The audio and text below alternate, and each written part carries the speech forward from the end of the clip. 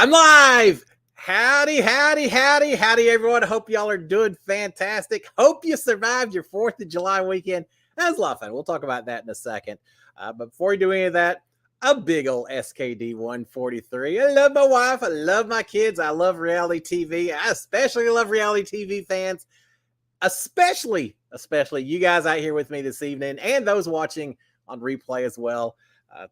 Just makes Monday nights fun. I'll just go ahead and throw it out here right now. If you aren't already signed up for my channel, please consider doing so. Y'all realize we are only 23 days from the start of Big Brother. If I did my math right, for the start of Big Brother 25, we're getting close. So yes, I will be doing live feed recaps, overnight feed recaps, and all that. So again, if you aren't already signed up for my channel, please consider subscribing, turning on notifications so you know whenever I drop one of my my recaps and anything else that's going on during the summer. All kinds of stuff to talk about. There's so many reality TV shows right now. I don't even know if I can keep track of them. I'm waiting for Big Brother, Celebrities on Mars, or was it Stars on Mars? I've been hearing about this Claim to Fame, which I haven't watched, but that may be one I have to go back and catch up on. That sounds kind of good. So lots of stuff going on. So yeah, please consider turning on notifications, subscribing, and you can throw a little thumbs up as well while you're out there. Hope y'all are doing great. Before we get any questions, I just want to go out here and see who all's out here sharing a Monday evening with me. God, it's so hot outside. Such a nice evening to be inside. Kind of. I wouldn't mind be sitting by the pool right now, but that's another topic. All right, let's see. Amanda Lowe. Hey, Amanda, how are you doing? Keith Franken as well. Hey, Keith. Jake the Horror Movie Geek, Marilyn Sutherland, Brian Hostadler, Michelle Moore. Let's see. Cindy Heyer. I see these names over and over. It just brings a smile to my face. Ma is angry. Ma, you need to update yours, Ma. Not everything going great, right? What's a Lego sign? Everything's beautiful. Anyway, welcome Ma as well. Let's see who else we have. Vicky Stone as well. Angie Hung. Angie said she's gonna be here. Hey Angie, how are you? And let's see. Get through Mark Taylor as well. Tommy Flanagan, Wyatt Garrett, REM, JD Glad. Hey JD, Carissa West. And I think I got them all. If I didn't, if I missed you, sorry about it. Let me know when you ask a question, because we're kind of open tonight. I'm waiting. I am waiting with bated breath for more updates on Big Brother. What's going to happen? What do we know so far? All new guests, supposedly, right? August 2nd premiere date. There's going to be a special before that, reflecting on the last 24 seasons, I guess, or 23. Do you count season 1? I guess so. But they've got a little special lined up for that. But my big question, and now one of them is, I assume they've said they're all new house guests. I assume 16, could be more. We don't know. And then the other things too, they've said live feeds. But here's my big question: live feeds on night number 1? Or are they going to put it off a week and not start live feeds up until later, like they did with my season and really all the seasons before mine? And it was always so weird. They did it. I think they did it to get us used to being in the house and used to having cameras on us and everything. So I don't know. So people didn't strip down naked getting out of the shower. So I don't know. Paramount Plus probably get a lot more subscriptions if they just showed even more of that. But now for us, we just didn't even think that much about it, that it was a few days, or in our case, a week before they started live feeds. But here, last few seasons, from the second you move into that house, or at least within the first couple of hours, seems like you get live feeds. Fingers crossed that we get it this time, because I think so much about how much took place during my first week in the house that y'all didn't get to see, that formed the basis for the Grateful Eight Alliance. And yeah, you hate saying that name, but yeah, all the stuff that happened during my season. Which, speaking of, I thought I'd give a little, I do a lot of day in histories and all that. Speaking of 1977, on this day in history, 1977, Queen releases in the UK, I think it came out there first, releases in the UK the singles "We Are the Champion," "We Will Rock You." And stadium rock has never been the same since, right? What an anthem song. I was 12 years old when that came out. And I remember, knew the words to those songs really quickly. Yeah, it's such a fantastic song. So, what was it, 46 years ago? It's amazing. But I digress. On this day in history, 4 years ago, while old Boss Hogg was inside the Big Brother house, It was a difficult couple of days for me in the house 4 years ago because today's July 10th. On July 9th was the day that I was sitting there talking to the live feeders in the boat room, just gabbing away with this big old mouth that my wife had warned me about. I didn't listen because next thing you know, Christy's outside the door listening to me. That was 4 years ago, 4 years in a day, I guess, that I got caught talking about the alliance and everything, their big alliance. And Christy, probably the only person in the house that maybe has a bigger mouth. There are a lot of people with big mouths in that house, but Christy certainly had a big mouth of her own. Immediately went back, told everyone that she had overheard me talking. Now, I didn't find out till later. She put a little extra spin on it. I was in there basically just pointing out that I knew this group of 8 existed, that I knew Christy and Tommy could be treated as a couple just like the other 3. I talked about what I thought the upcoming boot orders were going to be, that I thought it was going to be Kimmy and then Jessica and then Nicole, and then I was going to be the only person left outside the alliance. I was observing and predicting what was happening. That was it. Christy went back and told everyone all of that, and that I was working with Ovi and Nicole, but they just blew that off. They didn't think any of us had any gameplay, so they didn't care about that. But she also told everyone that I was going after the couples, which I never said. I never said a word about it when she overheard me because I hadn't thought that far in advance. I was just trying to survive. I wasn't really thinking about what I was going to do as an HOH. I was just thinking, stay another week. But she told everyone else that. I did not realize that as a result, that entire day, I was the number one topic of conversation, probably out here in the real world, but certainly inside the Big Brother house. And I didn't have a clue. Nothing. Not a clue whatsoever. I was so oblivious on that particular day. But the one good thing that worked out on that is that was 4 years ago yesterday. 4 years ago today, and I don't think they showed this on the live feeds or on the episode or anything, but 4 years ago today, Mickey, having heard Christy telling everyone that she'd overheard me, Mickey came down 4 years ago today and sat outside the door and listened to me talking again with a big mouth. But this time it worked to my advantage because he heard me saying that I really wanted to work with Holly and Mickey, that I thought they were the 2 that I really wanted to work with and align with. And I hoped that they would keep me around so I could prove some stuff to them and all that.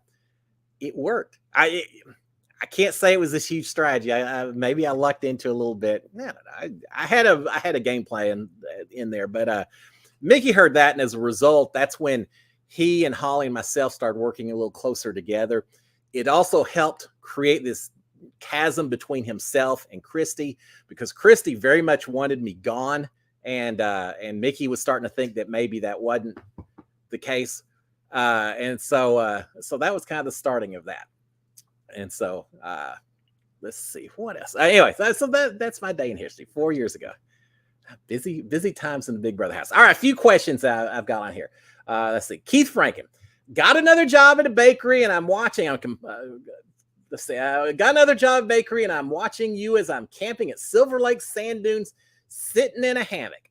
All right. Well, first of all, congrats on the work. That's great to hear. I love to hear that. And working in the bakery, I know that's one of your passions. So congrats on that. Sitting in the sand dunes in a hammock sounds pretty good. I didn't mention, but y'all do see my background, right? Today, not only in history, but today another special event, because today is National Pina Colada Day. And so, Keith, I know you're not quite to the alcoholic drinking yet, but sitting in a hammock next to the sand. Hopefully having something a little refreshing as well. Sounds like a pretty good way to be spending the afternoon or the evening. You know, when I worked out in West Texas, we had a place called the Monahan Sand Dunes, and it was just a huge area, looked like the Arabian Desert. I mean, it's just a huge section of these giant 100-foot tall sand dunes as far as you could see. And you could drive out there and park and take pieces of cardboard, go up to the top of the sand dunes, and slide down to the bottom on this cardboard. So we went there a few times with our kids. They had a blast sliding up and down these hills. Now, the problem is you slide down, then you got to walk all the way back up to the sand dune. But it was really cool. I mean, it's just out in the middle of nowhere, these sand dunes. Unfortunately, we didn't have any water. It's much more desert than it was a beach. But yeah, when I think sand dunes, I think of that. And I think when I was in the Middle East and in Abu Dhabi and Dubai, and I did Wadi bashing, which is what they call it when you get into four wheelers, you go up and down the Jeeps everywhere. And I did that. I remember those sand dunes when I got in that Jeep. It was just myself, and I didn't know who else was going to be riding with me. And it was a family. It was a husband, a wife, and a small child. And they were from somewhere in the Middle East. And I thought, oh, with this little kid in here, they're not going to give us the full, up and down type ride. Nah, this driver didn't care. He was up and over those sand dunes, sliding down, going full speed the entire time, to the point that when we finally came to a stop, we all got out of the cars to, I think, watch the sunset a little bit. We all got out of that particular Jeep. I'm the only person, the driver and myself, the only two people in that Jeep that weren't throwing up everywhere. I felt so sorry for this family. They were not enjoying it as much as the rest of us were. Then we got back in the Jeep. That driver didn't slow down at all. He did it all over again. Had to be horrible for them. But I had fun. I also had fun because I was sitting in the front seat and they were in the back. So I didn't have to worry about becoming a auxiliary target or anything, right? But yeah, that's why I think about sand dunes. But hey, it sounds like so much fun, Keith. Hope you're enjoying every bit of it. Ma's saying, I'm at Dollywood and had the best chili fries. God, y'all are all having these adventures. That sounds like a lot of fun.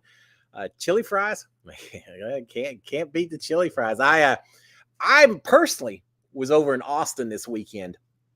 We went 4th of July, went and saw my daughter and son-in-law who live near us, and hung out at their house for the 4th. And then we got done. Sharon and I went and watched fireworks here in Houston. Got big old cherry flavored and Coke Slurpees and drank Slurpees and watched fireworks. It was a great way to celebrate the 4th. So we saw my daughter and son-in-law on Tuesday, but then this weekend we actually drove over to Austin and visited with my son and my daughter-in-law who live over there, and hung out with them and just had so much fun. We had a blast. But we ate Mexican on Saturday. Then we ate at a ramen restaurant. Austin has some incredible food. A ramen Japanese restaurant on Saturday night. And then Sunday, Ma, you mentioned the chili fries. We went to a barbecue restaurant called Terry Black's, I think, in Austin, and had the most amazing barbecue. This place, we got there 11:30. There was already a line at the door. No parking available whatsoever. I got lucky. I found a parking spot. Squeezed into this gigantic place, not a table to be had. Had sausage and chopped beef and ribs and some cream corn, some macaroni and cheese. We did pretty well. You've got to have some good barbecue to be in the state of Texas and have people remember your barbecue. And these guys did it. It was fantastic. So I didn't have chili, but I had some good old down home Texas cooking as well. I had a blast this weekend.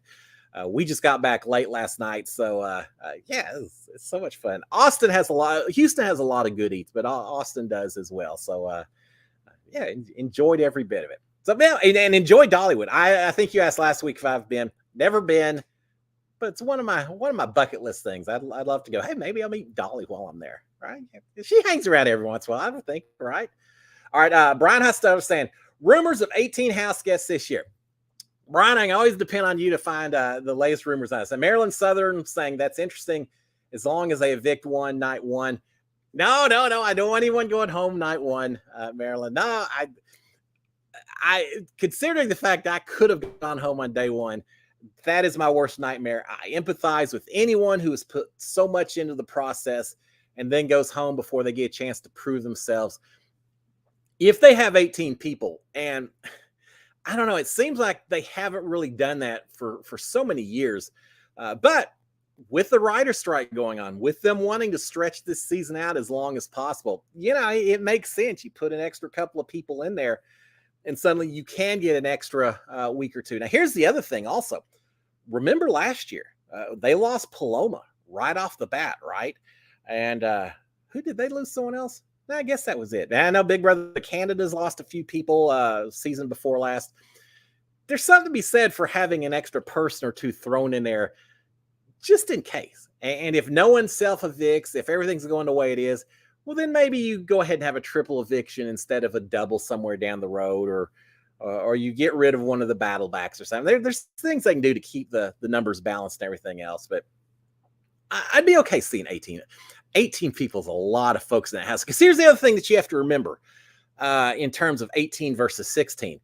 Their house is only so big, right? When we were in the house and there were 16 of us, the first day or two, I guess Christy won HOH the first night or whatever, but even with her upstairs in the HOH room, we had minimal room in that house in terms of beds. We were all sharing beds with each other. If you go to 18 house guests, I don't know how they fit an extra bed in that place. Maybe they put some hammocks out in the backyard or so. I don't know how they make it happen. But especially in this day and age with COVID, from season 20 on, if I recall, I think instead of a bunch of double beds, they've got a lot more single beds, and everyone has their own bed, just so you're not so packed in with each other. I don't know why it matters. If someone's got any kind of anything in there, everyone's going to get at the same time. But it does seem like they went from the double beds to single beds. If you got 18 people in there, there's a lot of folks. Someone's going to end up sleeping on the floor, which could be an interesting punishment. I tell you this much, I would rather put me on slop, make me sleep on the floor, make me shower with a garden hose outside, do all of that before you send me home on day number 1. So yeah, I hope they don't do that. And I know I've said it before, but I'll say it again. If you have someone going home on day 1, you're forcing everyone else in that house to make assumptions and to give in to stereotypes on what a person's like, to try to align with people that they feel most comfortable with, which typically means it's because they're the same age, race, sexual orientation, religion, geographic, whatever. But people will tend to stick together and if they're forced to send someone out the door day number 1. And I don't think that's a good look. And I don't think that's the way that you want to play Big Brother. I want everyone to have at least a week, longer if they could, but have at least a week to interact, to talk, to learn and discover people who are from different parts of the U.S. and are different lifestyles, different everything from you, and get to know them. And how cool is it when you have 2 completely different people that end up working together? And you may not get that if they go home day number 1. I mean, look at Nicole Anthony and myself. She's young, lives up in Long Island. I was older cowboy living here in Texas. Who would have thought the 2 of us would have ended up as ride or dies in the house? So, yeah, I hope they don't have a day number 1 eviction, even if they then come back into the house later or something. It's just tough. I want everyone to have an equal chance to prove themselves, and then go let the bloodbath begin and everything else. But we'll see. I do think there's going to be a lot of twist and everything this season. I'll tell you, someone asked me a week or 2 ago what I was expecting for the new season, and I think I mentioned I'd like to see a few more mental competitions, a little less focus on the physical, which I feel like they've done over the last few years. Here's a competition, and I think I mentioned I'd like to see some luxury competitions to fight for food and all that. Here's a competition that I wish they would bring back, and I don't know why they haven't done it recently, is a spelling competition where you have to go out and find the letters and try to spell the best word to finish that thing up. I just watched a recap. What season was it? With Jeff Schroeder and Russell Hanson on. Jeff Schroeder spells technotronics, but he doesn't even spell it right. Russell Hanson spells a shotgun, which valid try, not quite long enough. He still had an S. He could have put an extra S, gotten an extra. I would have loved. I had the perfect word lined up, and I'll leave it out. Maybe I'll tell y'all later, but you never know. Maybe they'll bring me back. But I had the perfect word set up that I thought I could just keep building upon based on how many letter tiles I found.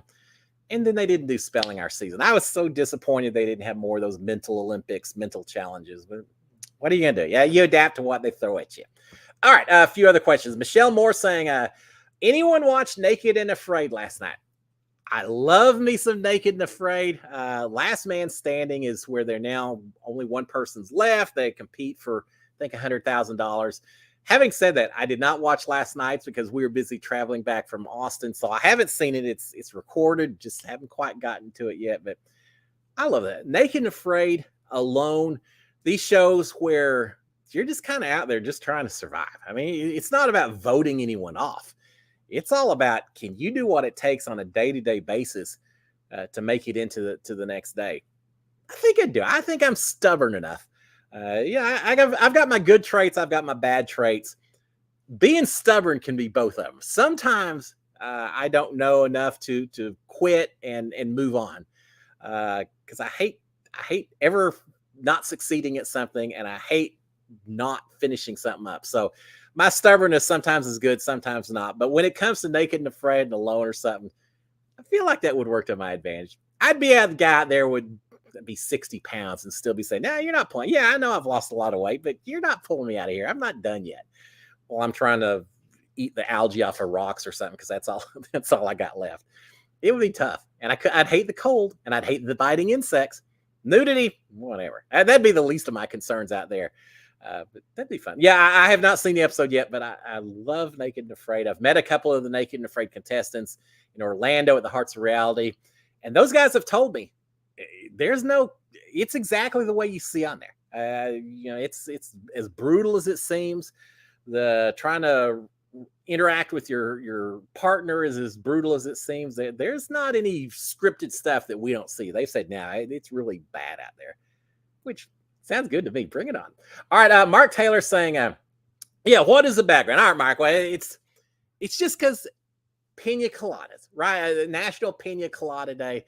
I thought about that, and then my mind goes from Pina Coladas to oceans and beaches and Jamaican music and sitting in a hammock, doing things like that. It's just a relaxing way of life.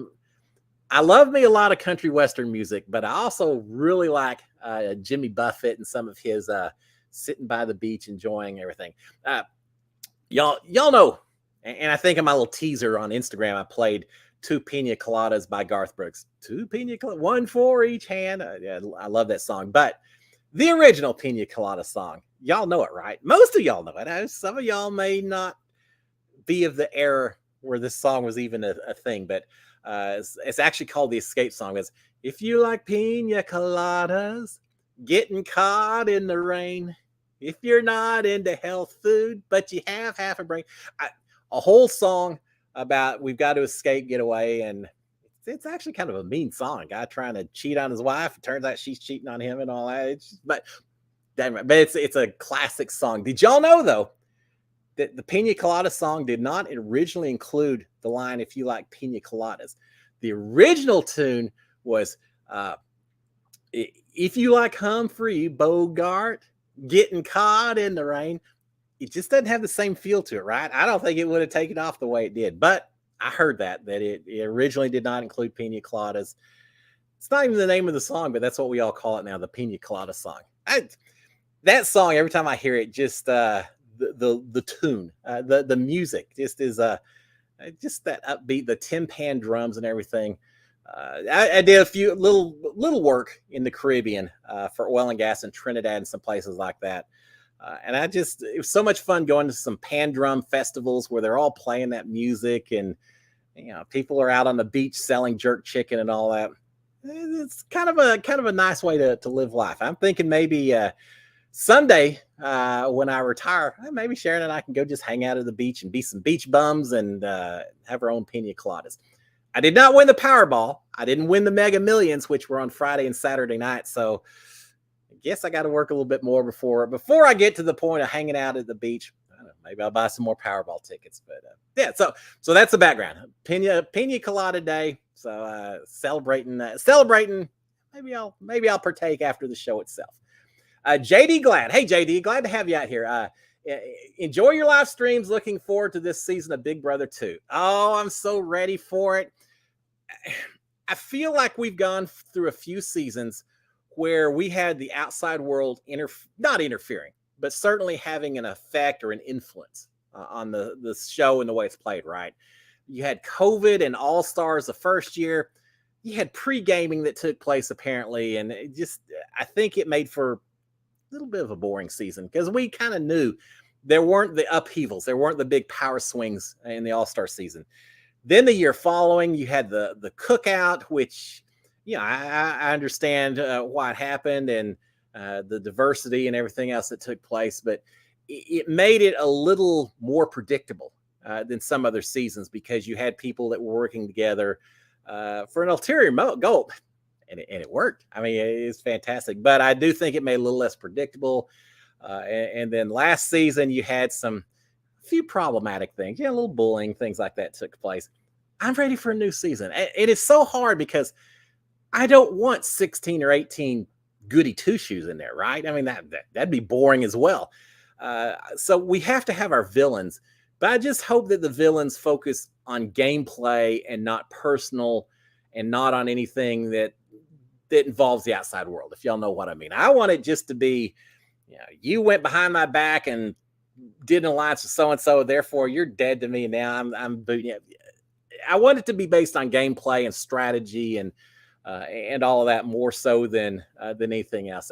And I'm keeping my fingers crossed. I did my calculating. I really think probably it's a little early this week, but I expect next week is when they're going to start snatching all of these people and sending them over to LA, putting them up at a sequester spot and let the games begin. And hopefully if that's the case, then they haven't announced when they're going to do a cast release. I would expect probably not next week, but maybe the week following. Once they release the cast, I think I definitely have to do a preseason assessment this year since the season starts so late. So I'll do just what I got through saying I hate people doing, and that's going in based on nothing more than looking at a picture and a few paragraphs of discussion and trying to decide who I think is going to be a good player and a bad player. Half the fun is seeing who I correctly picked. The other half, and probably the more fun part, is the people who I didn't expect to do anything who completely surprised me. And last year I was kind of 50-50. I thought Taylor was going to do really well. I thought Joseph was going to do really well. And I was right on that. But there's other people like Indy, who I thought she was going to alienate people and she'd be one of the first ones gone. I thought Michael was probably going to not fit in enough that he was going to last very long at all. So I also missed a few. And that I don't mind admitting I'm wrong when I make assumptions based on such limited information. I'm looking forward to this season. Yeah, it's going to be so great. 23 days. That's all we got left. Hopefully. All right. Let's see. Carissa West saying, "Hi, Cliff. I'm here. Usually quiet." Well, that's all right. I know there's people out here that like to ask a lot of questions in chat and others that just watch. Either way is fine. But if you ever have a question, feel free to throw it out there or send me a DM later and I'll follow up with you on that as well, because I love talking Big Brother and reality TV. All right. Deborah Litwalk is saying, "Hi, Cliff," and daughter of King Jesus. Hi, Cliff, and Ma's dad. Hi, Cliff. I'm glad to see all of y'all. So, some newer names. Welcome to all of y'all. It's a pretty close-knit little family group we got here, hanging out and chatting. And it is funny because during the season, we'll talk a lot more Big Brother. Off season, whatever topics come up, favorite movies, favorite whatever's, binging, what you're binging, things like that. During the season, we're going to be talking a lot of Big Brother. But I'm glad to have all of y'all out here. Mark Taylor saying, "If you can take one non-champion Big Brother to start a team, who would you pick?" Ooh, that's a pretty tough question. Someone's already sending me an answer. Let me turn off. Who would I take? There's a few of them. I've always admired Vanessa Russo and some of the games she played. Now, it wasn't a perfect game, but I thought she played a pretty good game. Johnny Mack. Johnny was fun to watch play. I thought he did okay. You know who maybe I would grab, just both for entertainment value and from a strategic value? Brittany Haynes. I thought she did pretty well. I'd have fun playing the game with Brittany. I would trust her analysis and things like that. And I feel like she's got enough social game that she could help my game as well. So that's a few of them.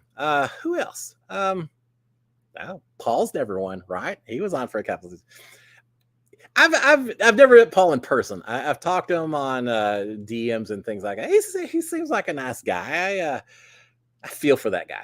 Whether you like him or hate him or somewhere in between, to make it to a final two summers in a row and not win, God, that's got to just kill you. Isn't that tough? And I don't take anything away from Josh. I know a lot of people say, "Oh, Josh Martinez maybe didn't deserve the win as much as others." That people only voted for him because they were voting against Paul. Now, Josh did okay. I thought Josh played a much stronger later game. I thought he was done early in the season, but later in the game, I thought he played okay. And so I don't know. I'll throw out a final name. uh, and maybe that's Tyler. I thought Tyler didn't do as great as I thought he was going to do during All Stars, but all in all, I wouldn't mind playing alongside Tyler as well. Of course, all those guys, it's based on the assumption that they and I would work together. I don't want them in there if they're going against me because I think they're strong players. If that's the case, I got a whole other list of people I want in the house of who I'd like to go up against. But no, there's a lot of them out there that I would have fun playing with. James Hewling, I don't know how he and I would do in terms of winning and going to the very end. He'd be interesting to be playing in the house with, though. All right, Chris Tyne saying, hated when Christy did that after she had drama after that and got kicked out was karma to me. Well, I gotta say, yeah, and Vicky Stone saying, my heart dropped when Christy caught you giving my cliff notes. Yeah, I know. It's probably just as well I didn't know for a few days afterwards. It seems like it was like the next week before I heard. But yeah, if that had been my downfall, I would have just, how do you live that down? That would have been horrible. But as it turns out, it worked out to my advantage. And yes, there was certainly some karma on that double eviction when I sent Christy home. And I got to say, it crossed my mind to either let Christy win that double eviction. Remember, up until the very last question on that, the bleep veto competition, Christy and I were tied 6-6. The final question, I got it right. She got it wrong. It occurred to me that I could let her win because I knew Nicole had already won HOH, so I wasn't going anywhere. There's no way Nicole was doing anything to send me home. So it did occur to me I could have let her win that thing, pull herself off the block, and done some other things. My other thought had been that I could pull Christy, use my veto, pull Christy off the block. Then Nicole would have had to put up either Holly or Tommy. And I would have told Nicole, if you want Mickey to go home, Jackson Mickey, put him on the block. We'll vote him out. Or if you don't want that, if you want to work with him, put Holly up. And if that's the case, I'm going to send Tommy out the door. Because either way, I was the deciding vote if we'd done that. Because obviously Christy would have voted for either Holly or Mickey, and Holly or Mickey, whoever wasn't on the block, would vote to send out Tommy. It'd come down to me to decide. So I thought about it. And if it'd been a full week instead of the double eviction, maybe I would have thought about it more because I feel like I could have done that. I could have got Christy to kind of owe me a little bit more and done some things. But here's the thing. At the end of the day, I knew that Christy had been trying to get me out from day number one, it seems like. I knew that Christy and Tommy were kind of my biggest enemies in terms of who I could trust in the house. And so when I had the chance, even if strategically there were some other options, yeah, it felt kind of good to say, sorry, Christy, but I think your time has come. So yeah, even though she overheard me, even though she felt like she was running the game, even though she played an incredible game, I'm not taking anything away from her. I think she's a great, fantastic player. But yeah, I did feel kind of happy that I lasted longer than she did. And Tommy as well, because I tried so hard for those two. I approached them so many times throughout the entire season saying, look, this big alliance, y'all are going to break up eventually. We all know it's going to happen. And when it does, you two guys are the ones I want to work with because y'all are passionate about the game. I think you're good players. You're who I want to align with, Christy. You're who I want to align with, Tommy. Didn't matter. They still put me on the block every time they got the chance. Tommy did. So, yeah, I didn't cry tears when they went home. It's the way the game was played, right? But yeah, it would be interesting to think what would have happened if I'd done something in that double just a little bit differently. I don't think it would have worked to my advantage because they would have gone for me as soon as I had the chance, no matter what. But yeah, we'll never know. All right. Amanda Lowe saying, loved how you talked to U.S. live feeders. You were very informative. Well, thank you. No, it almost cost me, as we've been talking about, but I do appreciate it. And I've had people say, why'd you do it in the boat room versus somewhere else? Well, I'll give you a real quick scoop on that. One, we only had the backyard a couple of days a week, so I couldn't go sit out on the hammock and talk out there as often as I wanted to. People rarely went in the boat room, certainly that early in the morning. And here's the other thing. I think I may have mentioned it once or twice out here, but there was a huge AC vent over the bed in that boat room. And I say a vent, I don't think it was blowing air out. It was actually sucking air in. And so as a result, when that door was closed, it was always drawing in a lot of air from underneath that door and up into the vents. So when you sat in there, you could just hear this constant, and it sounded really loud. And so I really thought being in the back half of the room with the noise of the ACs, I had no clue that I could be heard as loudly as I could. My big mouth. I don't do anything quietly. The other thing too is I kind of had thought at the same time that I would be able to hear people walking around in the house, because normally you can hear. It got to the point where I could recognize who was walking into a room or walking around a corner based strictly on their footprint, their foot pattern. I don't want the cadence of their steps, how heavy they were hitting the ground when they stepped. I could recognize who was walking on the other side of the wall just based on how it sounded like when they walked, because we heard it for so long. And so I really thought that I would be able to hear someone if they were coming around the corner to go to the bathroom. Well, because the AC and me being an idiot, I couldn't, but it worked out. I was lucky, but it worked out. But yeah, you think your heart dropped. Nicole came in and said, look, I just heard from Kimmy, who heard from, I think, Christy, that she overheard you talking about everything.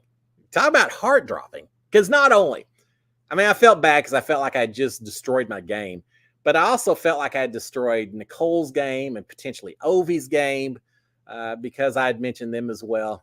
Yeah, it was a bad feeling, but I'm glad it worked out. It actually worked out to my advantage, as it turns out. But yeah, I was just trying to do it. One, to talk to my family because I knew they'd be up and watching. But the other thing is because I've been a live feeder forever. And I always said, Dan, if I ever get in that house, I'm going to say everything I can to the live feeders, because I know how much I'd appreciate that if they did it while I was watching the show. Yeah, I almost paid the price, but that's all right. The biggest strategy, the biggest strength you can have while being Big Brother, being adaptable, knowing when you need to pivot on a dime and do something different. And once I got called out, I kind of had to change my whole way I played the game. I'd play just that much more aggressively, and it was interesting. I have made for good TV, I guess, right? All right, JD Glad saying, I'm all for a golden Big Brother season that brings back older house guests that got stuck playing with so many younger people. Wouldn't that be fun? Man, bring me and Kevin Schlubber and Donnie Thompson and Renee, what's her name? Renee. Why do I not know? From New Orleans. Jerry. She was great. Bring back Steve and Glenn. You could fill up a season with all us as older folks. Now, there's a few like Evil Dick and so that probably would come back and wouldn't be invited back, but you could do it. Hey, bring in and you could drop the age requirements down a little bit. Some of those folks from the earlier seasons may not have been older back then, but they certainly fit the demo a little bit more now, right? But here's the thing. I wouldn't even have needed a season completely filled with people my age to play. That would have been interesting. Just if they'd given me just 2 or 3 other people my age, just a few folks that I could just have conversations with about music or Leave It to Beaver on TV, all the things that I grew up with that were completely foreign concepts to everyone else in that house. Just give me 2 or 3 people. I wouldn't even have to be talking game with them, just interacting on a day-to-day basis. Just so I had someone else that I felt like I had things in common with, right? Would have just reduced the stress levels for me that much more, which would have just made it that much easier to play the game on a day-to-day basis. Now, I probably still would have tried everything possible to align with them. Yeah, I tried that with Sam in my season. I went in thinking, all right, well, Sam and Jessica both have kids, so I'm going to appeal to them as a mom and a dad and see if I can't get something going. And Jessica was part of that Black Widows at the very first, so it was like all the girls are over here, so that didn't work out in the beginning. And then Sam, I tried to, and he saved me week 1, so I thought we had something going, but then he got in. Grateful Eight became undeniable, and he was part of the group, and yeah, that was rough. I really went in thinking that Sam and Nick and myself and Ovi, that the 4 of us maybe were going to be able to do something. Yeah, you never know. Never know until you start working with these people. All right, Mark's saying a month and a half till football season starts. Yeah, no, Big Brother, and then right after that, football. Are you excited? I am for Michigan and the Lions. Well, you got Michigan I got my Aggies. Aggies are going to do okay. I was over in Louisiana. I made a bet on them to win the national championship. I got 60-1 odds. So I think I win. I bet $5. I win $300. Yeah, the last of the big spenders, right? I love my Aggies, but not to the point that I'm going to mortgage the house to bet on them. But yeah, I bet on the Aggies to win national championship, 60-1 odds. Latest odds are there 27-1. So who knows? We'll see. But yeah, Michigan, you never can go wrong with them. Lions versus Texans. Yeah, a little bit tougher bets. I don't know how the Lions are supposed to do. Thank God for college football, because I don't know that my Texans are there just yet. But it's going to be so hard between. God, someone must be talking about me. My nose is itching. Go crazy. Thank God for college football, because I think it's going to be tough with the NFL. But it's going to be so hard with Big Brother and football, because we're going to be all over in terms of talking about stuff and everything. Not on the show. We'll talk primarily reality TV here, but in terms of just people watching on TV, the great thing about the summertime is there's not that much else going on. So Big Brother gets a little bit more of a spotlight. Maybe not so much this year with football and all that. No, we'll see. But for me, as much as I love my Aggies, Big Brother comes first, then college football, and then way down the way is the Texas. Hopefully I'll have my Houston Astros playing some baseball and some World Series and all that. So I got a lot of sports in reality TV I'm going to be trying to juggling and balancing, because you'll also have Amazing Race, Survivor, Tough as Nails will probably still be going on. We need to change the laws and make it 25 hours a day instead of 24, because otherwise I'm not getting it all done. All right, Angie Hung saying, I hope to attend Calgary Stampede this weekend and try. Jealous. I want to go up to the Stampede this weekend and try the ketchup or mustard soft serve ice cream. All right, well, I'm not quite as envious on that particular plan. Would you ever become a vegan? Just kidding. Well, you know what? If I become a vegan, I feel like they take away my Texas citizenship card, right? I love me my steaks too much, and steaks, chicken fried steaks. I don't care how you cook it. Would I become a vegan? No, not full time, but I have no issue with the occasional meat-free meal. I gotta say, one of my favorite burgers that I eat when I get on a little whim every once in a while, pull that beef off and I'll throw one of those big old portobello mushrooms on there. You grill it just right, yeah, pretty good. I love mushrooms, which is funny because as a kid couldn't stand them. You might as well get me to eat dirt. And as a kid, I probably didn't think there was that much difference between dirt and mushrooms, but as a kid, couldn't stand them. Suddenly, as I got older, I don't know, my palate changed, or I just got less picky on my food, but now I love them. So yeah, the meal here or there, and I love Indian food. So there's a lot of times I'll go to an Indian restaurant that doesn't serve meat, and there's different parts of the world where you're safer not eating meat, because you don't really know where that's come from, right? I was in Nigeria one time in Warri, which is out in the middle of nowhere. A whole story of that. I was in a hotel. I was told, do not leave this hotel until someone picks you up on Monday, because it's just not safe. Stay in the hotel no matter what until we get you. Yeah, you don't have to tell me twice. We're good. As far as I know, I was the only person staying in that hotel, because it was out in the middle of nowhere. Going down to eat dinner on Saturday night, I had to go down and wake the cook and the waiter up, who were both asleep in the corner of the kitchen. And I woke them up, and they said, yes, we'll cook you something. What do you want to eat? And I ordered cassava, which is seems like it's a national dish. It's a starchy, sweet potato kind of thing you eat with your hands. I'm good. But then I also ordered goat meat pepper soup, because, well, there are a few reasons. The menu choices were limited, but they did have goat meat. And I thought, okay, well, even if the meat isn't perfect, if it's pepper soup, hopefully that pepper spice taste kind of covers up any flavors that maybe I don't really want to taste, right? You got to be sneaky, tricky when you're eating these meals overseas sometimes. So I said, give me the goat meat pepper soup. I'll try that. They brought it out. Cassava was good. The pepper soup wasn't bad. It was okay. It actually wasn't bad at all. But about halfway through eating, I started thinking about when they had driven me into town. And as we drove by, me looking up and seeing, it seemed like on every trash pile on the side of the road, there was a goat tied up to that trash pile, and the goat was eating the stuff from this trash pile. I guess that's how they fed the goats. So goats everywhere on top of trash piles eating trash.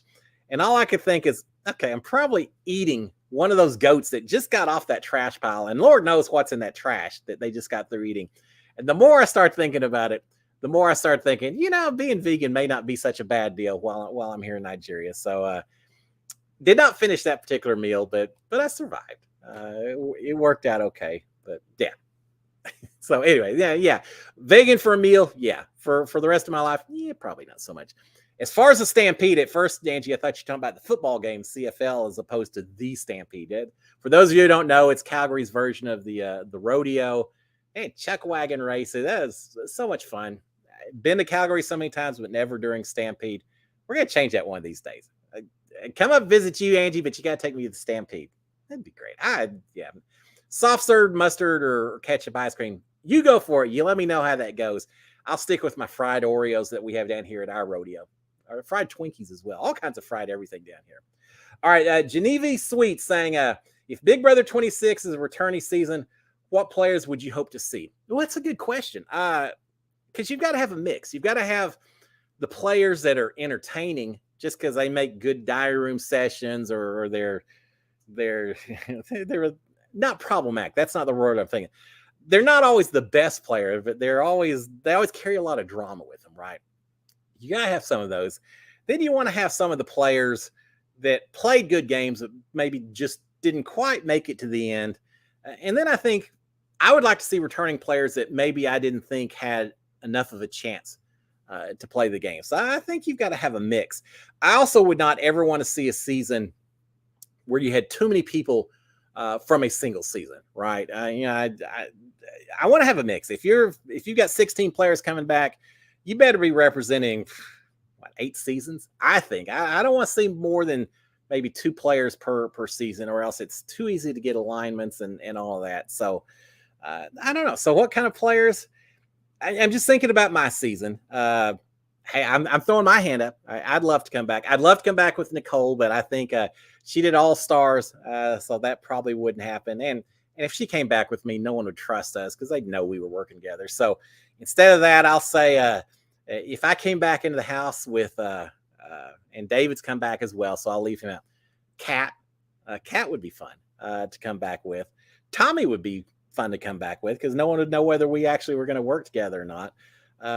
Who else? I don't know, Sam or someone would be kind of interesting as well. Ovi. Oh, man. I would love to, whether I came back or not, I'd like to see Ovi Kabir get back into a game of Big Brother at some point. Just because now I found out later he was playing fast and hard in the beginning. He had alliances with everyone, which I don't hold it against him. You play your game. But I feel like maybe he played a little too hard in the beginning. But I would love to see Ovi get another chance to come back. So from our season, I'll say Ovi and Kat and myself would be fun to see back. From other seasons, I don't know. Maybe again a Johnny Mac or a James or Brett coming back. There's a few people it'd be fun to see. All right, Karis West saying, just looked my vacation today to Myrtle Beach. Huh, I'm jealous of you too. Might have a couple of Pina Coladas. Well, I wouldn't be surprised. And if they don't have, I'm sure you can track down a few Pina Coladas. And if not that, I'm sure there's a Bahama Mama or a Hurricane sitting out there that may have your name on it. Summertime. I had time for vacations and just sitting around and chilling, right? Maybe 120 degrees outside, but it doesn't mean when the right conditions, you can't still be chilling. So, have fun in Myrtle Beach. That'd be great. Mark Taylor saying they were talking about the next host after Julie is gone. I pick you. How much fun. And I'll tell you this much. You put me in, there's 2 things. One, I would have a lot more fun doing the post-eviction interviews with them. What was going on in your mind, you knucklehead, sitting there talking in the boat room like you were? I would be calling out in a positive manner because you know me, I'm always positive, but I would certainly be questioning and asking a lot more questions about what they thought was going on. I'm really trying to get into the brain of some of these people as much as I could. But if I went in to take Julie's place, call me CBS, we'll talk. I would really push to have more involvement in the show itself. And I don't know if that means that I would get to ask some questions and do a little more prodding before the vote took place, kind of like Jeff Probst does in Survivor. How cool would that be if Julie Chen is sitting there, or me, or whoever's the new host is sitting there saying, all right, we know the two people, one of y'all is getting sent home, but how comfortable are all of y'all that that you can trust the person that you're voting for? I would try to stir stuff up and get, because I feel like the voting in Big Brother, by the time you actually get to the vote, for the most part, the people in the house probably know. Now, I didn't know. They blindsided me, although I kind of knew by the time it was there. But for the most part, the people in the house know. And I think us as viewers, we pretty much know because we see those live feeds. So we know what's going through everyone's minds. So I think it would be fun if they had a little bit more involvement of the host to make people paranoid, maybe make them a little nervous, maybe ask some questions that make other people in the house think that maybe things aren't going to go quite the way you think they will.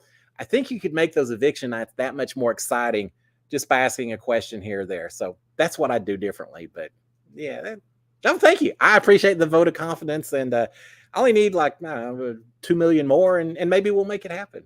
I'll start today and get that going. Ben White's saying, sorry if you've answered this before. That's all right. But did the house guests in your season hear what the wall yeller said? Well, no, for the most part, but I heard what they said. Yeah, there were only, as far as I remember, Nicole and myself and Tommy were the only three outside. If there's anyone else, they were smooching with each other. I don't know. I think it's only the three of us because we're the only three that heard. As soon as it came out, and I didn't hear the whole thing. All I heard was Tommy and Christy know each other, and they own a clothing store together. I thought the first was possible. The second, I didn't think there's any way Tommy owned a clothing store. I don't know why I thought that. He'd never acted as interested when Christy talked about her stores. I don't know, but that's what I heard before the alarms and sirens went off and everyone was forced to go inside. As soon as that was said, Tommy immediately gives me this look. No, oh no, that's not true. He gave me the exact same look when Mickey accused him of having come to him and telling him about his discussion he'd had with us, there with the whole Holly versus Tommy and everything. It's one of the reasons, because his body language is exactly the same. I thought, all right, well, now I know Tommy lied about that first time. Maybe he's lying about this one. I wasn't sure because of that. But no, I heard that part. Tommy immediately denied it. Nicole had heard it, but didn't really say anything at all. As soon as we got inside, Tommy ran into the diary room. I found like he was in there crying, saying his game was ruined and all of that. And the producer that was talking to him said, look, who else heard it? Well, Nicole and Cliff did. And they said, do you think they're going to tell anyone and blow up your game? And he said, well, no, maybe not. And I wasn't. I took it very personally that someone was trying to influence our game by kind of cheating, by going outside the rules to do wall yelling kind of stuff. So I didn't tell anyone. I told everyone in the house that, yeah, I heard something, but it has to do with one of the people in his house, but doesn't have anything to do with the game. So I'm not saying a word about it. And I never did. Not until after the season was over. Nicole and I talked and we said, yeah, we're going to keep it a secret. We'll let them play the game the way they want to play the game. Now, there was also a part of me that thought that the whole thing maybe was a trick because Sis was on the block that week as well. And I thought maybe Sis has a lot of fans who yell that just so we'll vote out Christy and save Sis. So I didn't completely believe that they knew each other, but I certainly thought it was possible. But here's the other, it didn't matter because I already knew they were working together. Whether they knew each other or not, it wasn't affecting the way they were playing. They already were playing as though they knew each other. So it didn't really affect the game because of that. All right. Wow, so quick. 7:56. Mark's saying the best house, BB Canada or BB USA. Well, I can't be objective on that because I lived in the Big Brother USA house. That's my house. That'll always be my house. I don't care how much they change it. Change the stairway, whatever. It's going to be my house until they tear that thing down. But having said that, Big Brother Canada only gives, $100,000 to the winner. I think they take that extra money that they don't give to the winner and they invest it in the interior decorations of the Big Brother Canada house because I am always impressed with the theming and the decorations of Big Brother Canada. They do it right. They have some beautiful, elegant, incredible setups inside the house. So if you're talking, if I'm an interior designer and I'm grading the houses, not Big Brother Canada wins every day and then one. I get excited to see what the houses on Big Brother Canada are going to look like. Big Brother USA, it's like, all right, well, what's the theme going to be? I want to know what the theme is. But in terms of the rooms and the houses, every year they show, it's like, nah, that's kind of cool. That's kind of garish or whatever. I'm not nearly as sold on the Big Brother USA house as the Canada. So that Canada gets my pick. But again, the USA house is mine. It's kind of like the guy who says, well, yeah, those mansions up on the hill are really cool and maybe it'd be fun to live in, but I'm comfortable right here in this house that I grew up in. That, a tiny little house, doesn't have a whole lot of anything, but it's my house. I feel the same way about Big Brother USA versus Canada. But no, they do it well up there. I should give them a hard time. I like Big Brother Canada, except for the lack of live feeds, which we got to talk. We got to talk on that. All right, Angie's saying you'd be a great post Big Brother interview because you know so much by your live feed recaps. Oh yeah. I hope. And I talked to Julie after our show was over. Of course, I'm the fan I am. I said, oh, are we getting Celebrity Big Brother 3, Julie? And she's like, maybe not this year. So I'm asking her about what we're doing in the future, but I don't know how much of Big Brother Julie watch. I mean, I know she gets recaps and she knows what's going on and all that, but I don't picture Julie Chen at 4:00 in the morning watching a couple of house guests sitting in the bathroom discussing whether or not they're going to blindside the guy who's up in the have not room or something. I do think there's probably a little bit more passion from my side. I think it would be interesting to have a guest or a host who's played the game and can maybe appreciate some of the finer points on it. Look at Ika Wong. She's done so much after having played Big Brother. I think there's some room for something like that. So who knows? There are certainly some people who've played Big Brother who've gone on to do other things that could certainly step in and do some hosting duties and things like that. Look at Jeff Schroeder. He does Daily Blast Live and a lot of different things. And I don't think he would ever do it. I don't think they ever pick him for it. But there's people that that could certainly take over for Julie if and when she ever decides to move on to something else. That may not be the case. She may be like Jeff Probst. They may just go on 100 years from now. They may, of course, by then it really will be a chin bot, right? You may have to do some work to get to that point. But yeah, they may last as long as the show does. And if so, I'm fine with that. But if not, yeah, I certainly have some ideas about who I'd want to take their place. And I'd certainly be willing as well. All right, with that, we're going to shut it down. Oh, man. Hours go so quick. As we're getting closer and closer, it's going to be more and more fun talking this Big Brother stuff. So we'll shut it down for now. We'll see. By next week, we may know at least a cast reveal or live feed updates. I don't know. We'll find out what we know by then. But we're getting closer and closer. You can feel it, right? So it's going to be fun. All right, guys. Hope y'all have a fantastic rest of the week.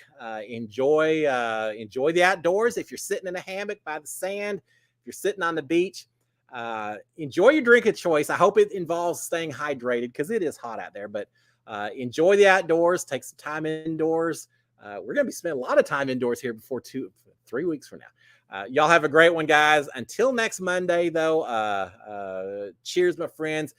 Don't forget, if you haven't already done so, subscribe to the Cliff Hog, Cliff Notes Live channel. Turn on notifications. Thumbs up would be great. And with that, a big old SKD 143. Love my wife. Love my kids.